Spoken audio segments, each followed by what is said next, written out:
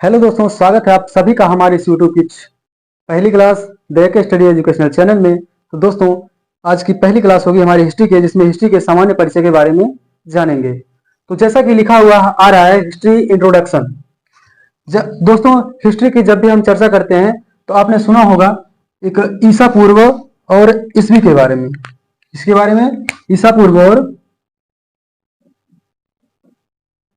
ईसा पूर्व और ईस्वी के बारे में। ईसा पूर्व को हम बीसी से डिनोट करते हैं और ईस्वी को एडी से डिनोट करते हैं, जिसका फुल फॉर्म होता है, बीसी का फुल फॉर्म होता है बिफोर क्राइस्ट और एडी का फुल फॉर्म होता है एन्नो डोमिनी।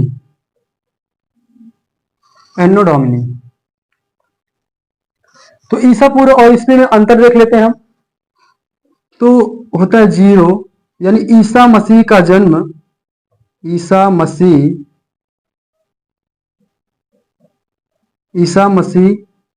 का जन्म, ईसा मसीह के जन्म को हम शून्य मानते हैं। ईसा मसीह के जन्म को हम शून्य मानते हैं। देखो, ईसा पूर्व जो होता है, ईसा मसीह के जन्म के पूर्व का जो समय होता है उसे ईसा पूर्व बोलते हैं। और ईसा मसीह के जन्म के बाद का जो समय होता है, ईसा मसीह के जन्म के बाद का जो समय होता है उसे ईस्वी या एडी के नाम से जानते हैं। ठीक है। तो जैसा कि आज सन चल रहा है 2024। आज हम 2024 में, अगर आपसे हम क्वेश्चन करें कि ईसा मसीह का जन्म आज से कितने वर्ष पहले हुआ था, तो आप कहेंगे ईसा मसीह का जन्म 0 वर्ष में हुआ था, यानी जन्म 0 माना जाता है। तो आज से कितने वर्ष हुए? 2024 साल हुए। 2024 साल पहले ईसा मसीह का जन्म हुआ होगा। और इसी में एक सवाल आपसे और करें कि गौतम बुद्ध का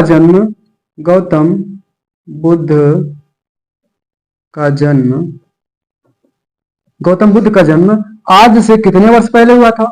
तो आप कहेंगे गौतम बुद्ध का जन्म तो हुआ था 563 ईसा पूर्व में। 563 ईसा पूर्व में।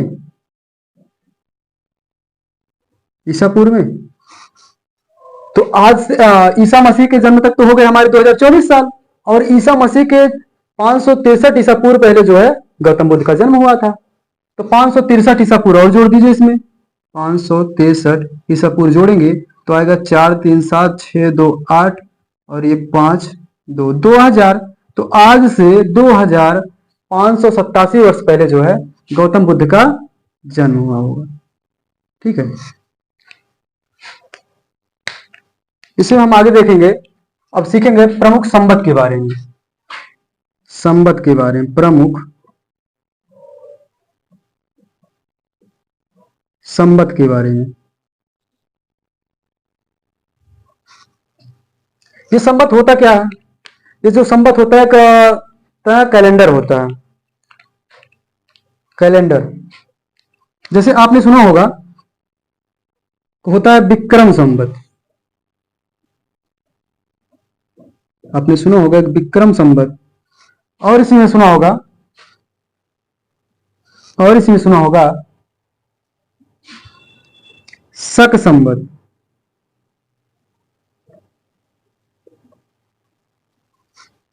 और इसमें सुना होगा एक होता है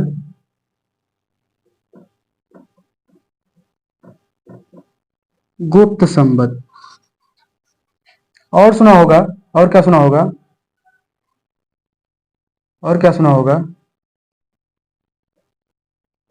हर्ष संवत। और इसमें सुना होगा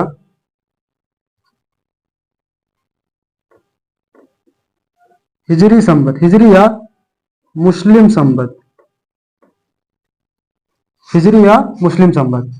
और आपने क्या सुना होगा? इलाही संवत।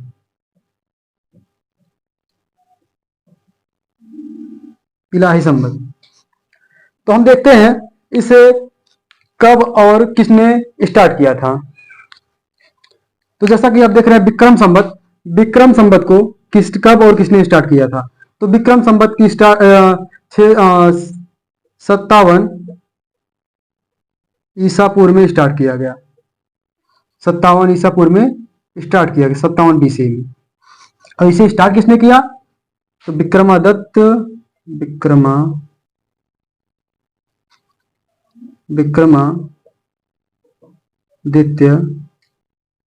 फर्स्ट ने या प्रथम ने। शक संवत किसने चालू किया था? शक संवत 78 ईस्वी में स्टार्ट किया गया और इसे स्टार्ट किया था कनिष्क ने। किसने स्टार्ट किया था? कुषाण वंशी शासक कनिष्क ने। उसके बाद आते हैं गुप्त संवत। गुप्त संवत स्टार्ट किया गया था 320 ईस्वी में और इसे स्टार्ट किसने किया था? इसे स्टार्ट किया था चंद्रगुप्त प्रथम ने। उसके बाद आते हैं हर्ष संवत। हर्ष संवत को 606 ईस्वी में स्टार्ट किया गया और इसे स्टार्ट किया था हर्षवर्धन ने। हर्षवर्धन ने अपने राज्याभिषेक के समय हर्ष संवत चलाया था, हर्ष संवत नाम का कैलेंडर चलाया था। उसके बाद आते हैं हिजरी संवत। हिजरी संवत की शुरुआत 622 ईस्वी में मोहम्मद पैगंबर साहब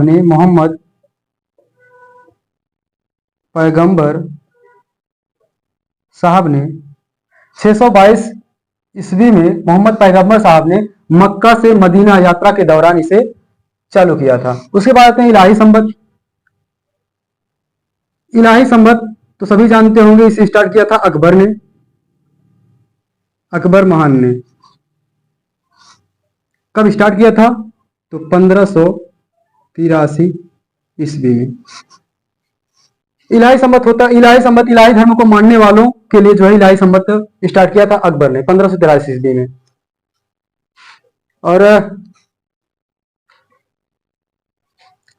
और इसी में हम जान लेते हैं हिस्ट्री, इतिहास के जनक, इतिहास के जनक कौन है? इतिहास का जनक किसे कहा जाता है? इतिहास का पिता किसे कहा जाता है? इतिहास का जनक कहा जाता है हेरोडोटस को। किसे? हेरोडोटस को।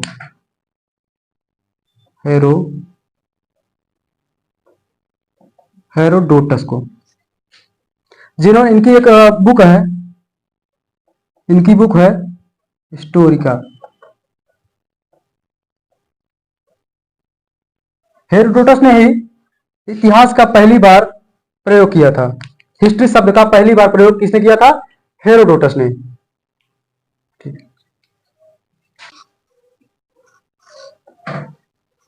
अब इसके बाद दोस्तों हम इतिहास को जो है 3 पार्ट में बांटते हैं।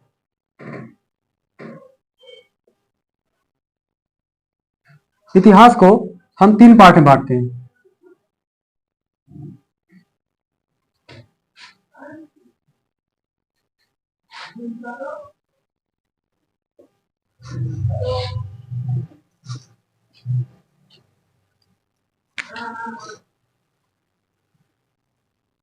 एक होता है पाषाण काल या प्रागैतिहासिक काल।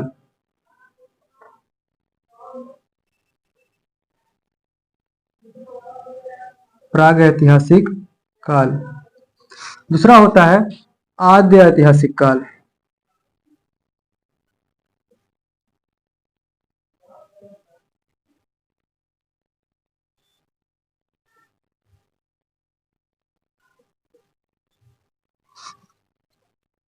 प्रागैतिहासिक काल, आद्य ऐतिहासिक काल और होता है ऐतिहासिक काल।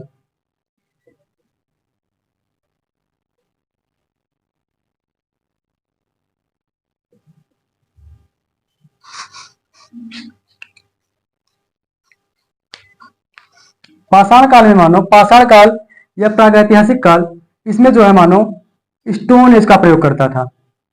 स्टोन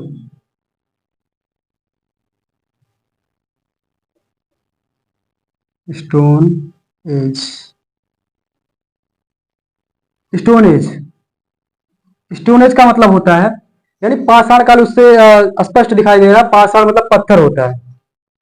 स्टोन एज का प्रयोग करता है, इस काल में मानो पत्थर का प्रयोग हथियार के लिए पत्थर का बना औजार का प्रयोग करता था। आद्य ऐतिहासिक काल, इसमें जो है मानो कांसे का बना हुआ औजार का प्रयोग करता था, यानी ब्रॉन्ज एज, ब्रॉन्ज एज। इस काल में मानो आयरन एज का प्रयोग करना सीख गया था।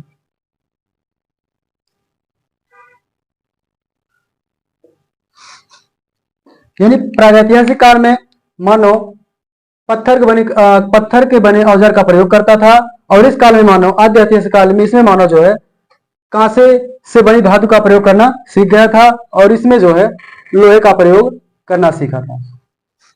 तो ये दोस्तों, इसके बारे में हम पहले सीख लेते हैं, लिपि के बारे में, भाषा के बारे में, भाषा और लिपि के बारे में, और लिखित साक्ष्य के बारे में, लिखित साक्ष्य और पढ़ा गया कि नहीं पढ़ा गया इसके बारे में, पठनीय।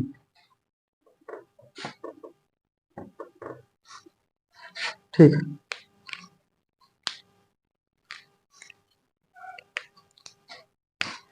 तो पाषाण काल या प्रागैतिहासिक काल में इसमें जो है कोई भाषा नहीं थी, भाषा के बारे में जानकारी नहीं थी, भाषा नहीं आती थी।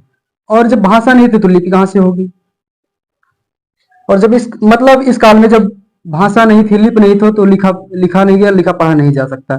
यानी इस काल का मानव जो था लिखना पढ़ना नहीं जानता था। और आद्य इस काल में इसमें तो भाषा का ज्ञान हुआ, भाषा का ज्ञान हुआ, और लिपि भी थी, लिपि का ज्ञान हुआ, और इसमें लिखित साक्ष्य भी मिले, लिखित साक्ष्य मिले, लेकिन इसे पढ़ा नहीं गया। और इसमें जो है ऐतिहासिक काल में इसमें भाषा थी, लिपि का भी ज्ञान था, और लिखित साक्ष्य मिले, और इसे पढ़ा भी गया। यानी इस काल में मानव जो है पढ़ना लिखना तो बिल्कुल जानता ही नहीं था। और इस काल में मानव, अगर पूछा जाए किस काल में सबसे पहली बार लिखित विवरण मिलता है, लिखित साक्ष्य मिला, तो आप कहेंगे आद्य ऐतिहासिक काल। ठीक है। और इस काल में लिखना पढ़ना नहीं जानता था। इसके पूछा जाए अगर इसका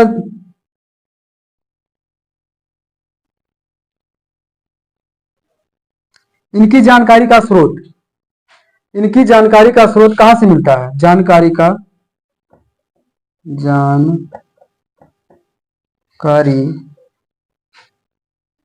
स्रोत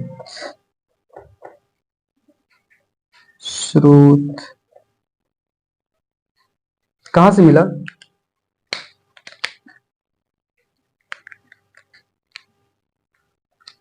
पुरातात्विक उत्खनन, पुरातात्विक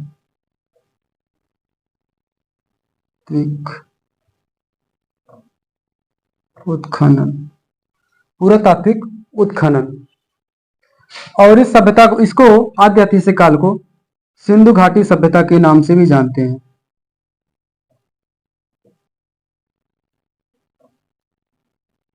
सिंधु घाटी सभ्यता। प्रागैतिहासिक काल में मानो भाषा और लिपि, लिखित साक्ष्य और पढ़ा नहीं गया था। और इस काल में मानो केवल लिखना तो जानते थे, लेकिन जो है लिखना पढ़ना तो जानते थे, लेकिन इसका आज तक कहीं पढ़ा नहीं गया। तो इसका और इसका दोनों का मान क्या हुआ? शून्य हुआ। और इसे भाव चित्रात्मक, इस सभ्यता को भाव, इस सभ्यता को भाव चित्रात्मक लिपि के नाम से आते हैं। हेलो, आगे